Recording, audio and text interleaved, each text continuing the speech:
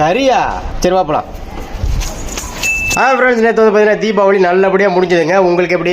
Okay, நேற்று வந்து பார்த்தீங்கன்னா நம்ம வீட்டில் மட்டன் சிக்கன் மீன் எல்லாமே எடுத்திருந்தோம். எங்கப்பா இருந்துகிட்டு நானுமே எடுத்துருக்கேன்டா, ஃபேமிலியை வாங்க வந்து சாப்பிடுங்க அப்படின்னு சொல்லி கூப்பிட்டாரு. என்னதான் நம்ம வீட்டில் சமைச்சு சாப்பிட்டாலும் அப்பா அம்மா கையில சாப்பிடுறது அப்படிங்கிறது ரொம்பவே பிடிச்சமான ஒரு விஷயம். ஸோ 3 பேருமே வீட்டுக்கு கிளம்பிட்டோம். சாப்பாடு, ரசம், மட்டன் கிரேவி, சிக்கன், முட்டை எல்லாமே ரெடி பண்ணி வச்சிருந்தாரு.